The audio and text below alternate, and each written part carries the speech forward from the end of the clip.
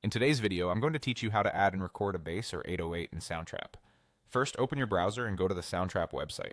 Once you're there, log into your account so you can access your workspace. After you're signed in, head to your projects page.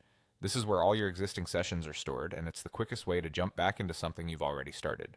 Find the project you want to work on and select it. Give it a moment to load. When the project opens, click on Studio to launch the main editor. This is the creative space where you'll add tracks, choose sounds, and record your parts. Inside the studio, look for the option to add a new track and click Add Track. You'll be presented with instrument choices.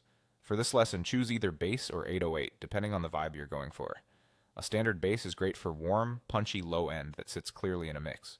An 808 is designed for deep sub-frequencies and modern, booming low end often heard in hip-hop, pop, and electronic music.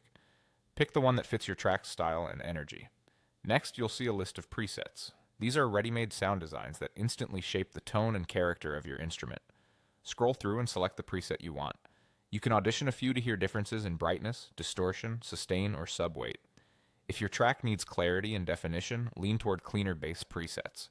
If you want a massive low end, try an 808 preset with longer decay. Choose something that complements the drums and the overall mood of your project. Now you're ready to record. Use the on-screen keyboard or your computer's keys to play notes. When you're set, hit record and perform your bass or 808 part. Keep an eye on your levels so they don't peak into the red, and focus on staying locked in with your drums for a tight groove. Short staccato notes can make a bass line feel punchy, while longer sustained notes help an 808 fill out the low end. If you're playing over chords, stick to root notes at first for a solid foundation, then add movement once the feel is right. When you finish your take, stop recording and listen back. Make sure the tone sits well with your project and that the rhythm supports your track. That's all it takes to add and record a bass or 808 in Soundtrap.